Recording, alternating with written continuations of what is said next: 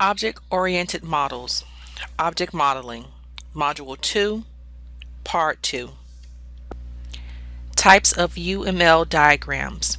We have two types, structural and behavioral.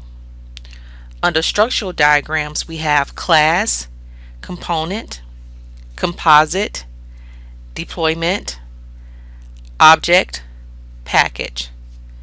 Behavioral diagrams, we have activity, collaboration, interaction overview, sequence, state chart, timing, use case.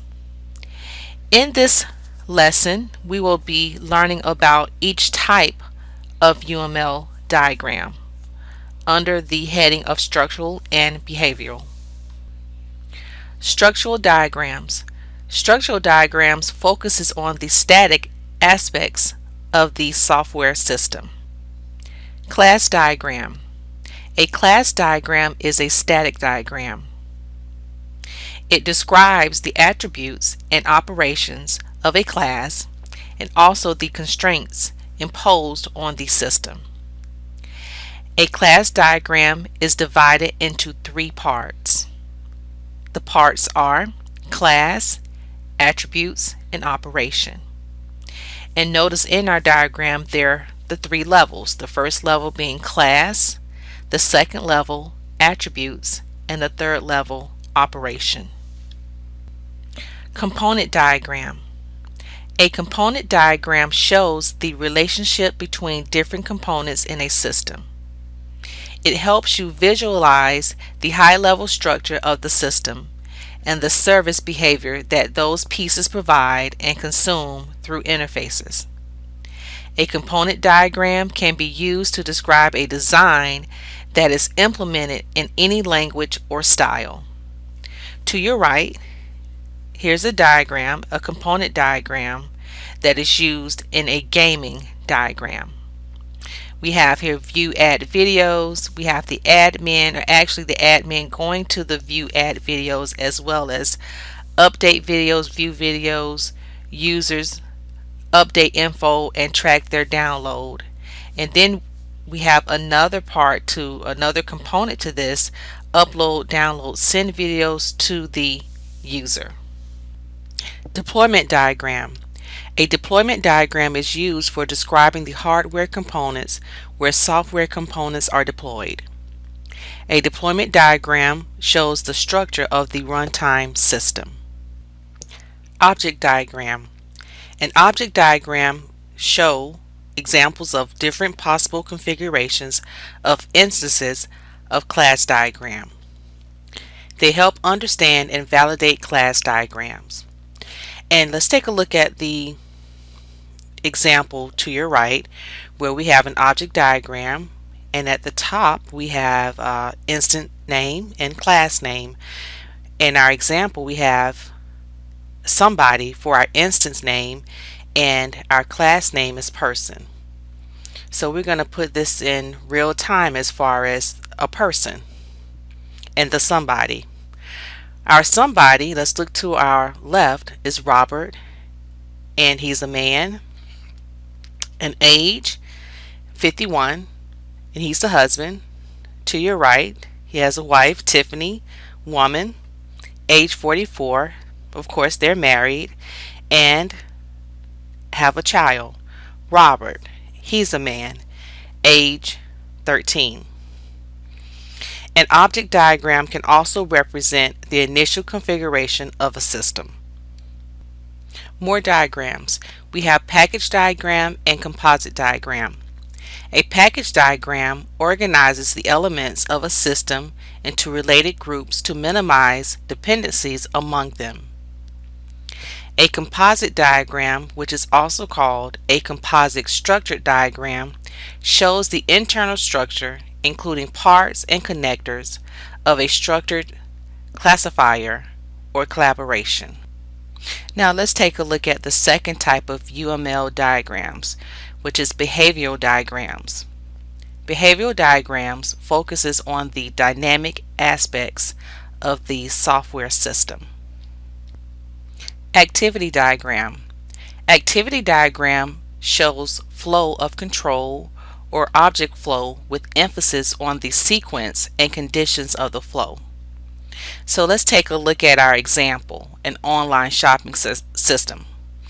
We have in the upper left hand corner of our diagram a search item where we have a customer that is looking to find an item, and with the item being searched, either can be found or not found. If found, the customer views the item, adds it to the shopping cart, then decides to view the shopping cart and or edits the shopping cart. Once that is complete, the order is confirmed, payment is given, payment to credit card or PayPal, and once the credit card or PayPal has been approved, we're on to the shipping order. Once the package has been shipped, the customer receives the order. Collaboration diagram. A collaboration diagram is also known as a communication diagram or interaction diagram. A collaboration diagram is a type of visual presentation that shows how various software objects interact with each other. A collaboration diagram often comes in the form of a visual chart that resembles a flow chart. An example is to your right. We have a collaboration diagram, a soft drink vending machine collaboration diagram that is shown. A collaboration diagram can show at a glance how a single piece of software complements other parts of a greater system. Interaction overview diagram.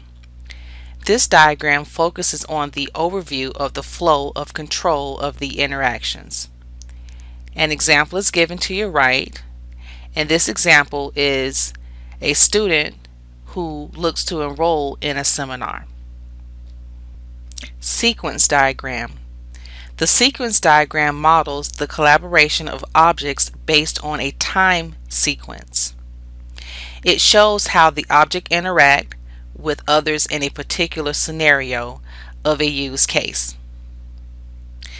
A timing diagram shows the behavior of the objects in a given period of time.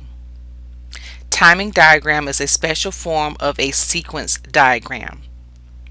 So we have an example to your right where there's a conversation going on between Tiffany and Robert. Tiffany is asking Robert, "How was your day?" And as Robert thinks, he communicates back to Tiffany and says, "It was good."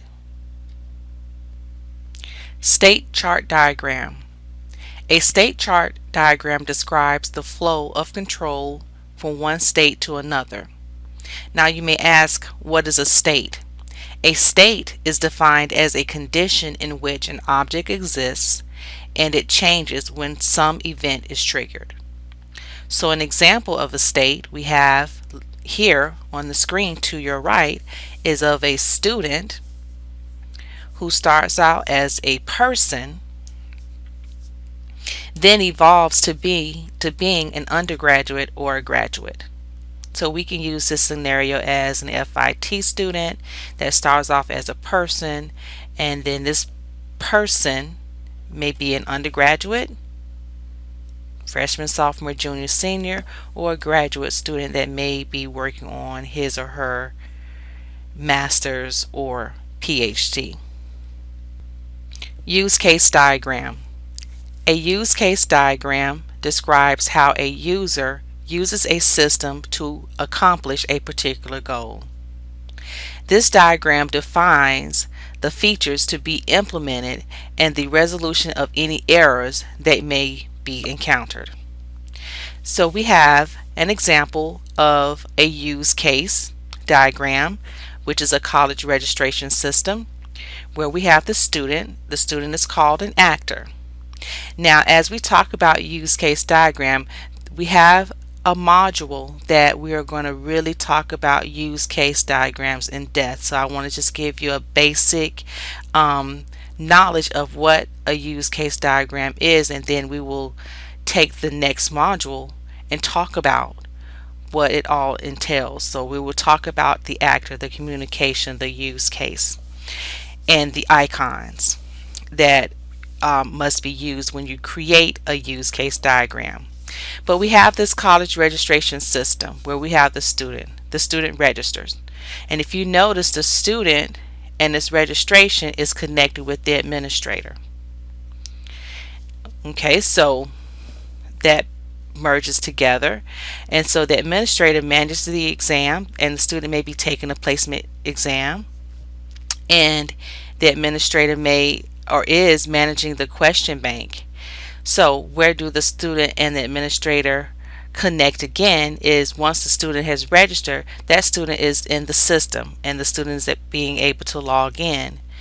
And then once the student is able to log in, then he or she may take the test, and then the administrator prints a report of the test. So we're going to go in depth and talk about use case diagram in the next module.